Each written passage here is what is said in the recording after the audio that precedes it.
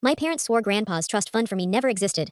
Then their house hit foreclosure. My grandfather Walter set up the trust when I was 12, right after his stroke, because he didn't trust my parents to treat my brother and me the same way once he was gone. He was right not to. The account held just over $300,000, meant to release to me at 25, with my parents, Diane and Frank, named as trustees until then. When I turned 25, I asked about it at dinner, half joking. My mother laughed and said, "Rachel, honey, there's no trust. Grandpa left a little insurance money, that's it. Don't be dramatic."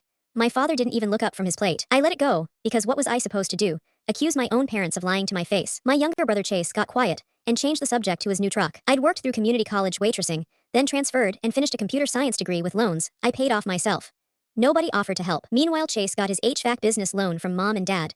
No paperwork, no interest, and a wedding that looked like it cost more than my first car. 2 years ago, Walter's old attorney's office called about closing out some final estate paperwork and mentioned my name was still attached to a file. Curious, I drove down and requested copies. Sitting in that parking lot, I read through a full disbursement ledger with my grandfather's trust number on it. Withdrawals signed by Diane and Frank, year after year, under a guardian discretionary spending clause. Braces for Chase. A family cruise, Chase's truck. His wedding, $60,000 into his business account labeled loan. Never repaid, never intended to be. In 11 years, less than $4,000 had ever touched anything with my name on it. I didn't call them screaming. I didn't call them at all. I made copies, put the folder in a drawer, and went back to my life. I was already climbing at my job by then, and honestly, some part of me wanted to see what I could build without them. Turned out to be a lot. I made lead engineer last year, bought a small house 40 minutes from theirs. On my own name, my own loan. Then 3 weeks ago, my mother texted me for the first time in over a year. "Sunday dinner. We miss you." I should have known something was off by how warm it was. At dinner, Dad's color looked bad. He'd had a stent put in that spring, and the medical bills were piling up. Chase's business was underwater too, and it came out that the house, my parents' house, was collateral on a loan he'd co-signed with them that had gone into default. They were 60 days from foreclosure notices. My mother finally got to it over dessert. "Rachel, sweetheart, we were hoping with your job now you could co-sign something for us.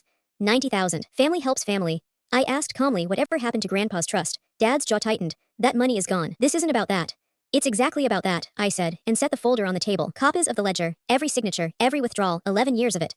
I didn't raise my voice. I just slid it toward my mother and let her open it herself. Nobody said anything for a long time. Chase stared at his plate the way he had at 25. My mother's hands were shaking when she closed the folder. "I'm not co-signing anything," I told them, "but I'm also not going to pursue what you did, even though a lawyer told me I probably could. I just needed you to know that I know." I stood up, thanked my mother for dinner, and left before anyone could argue. My phone rang 11 times that night. I didn't answer any of them. I never told them what the folder cost me to build, quietly, over 11 years while they weren't looking. I didn't have to. They'd already read it for themselves.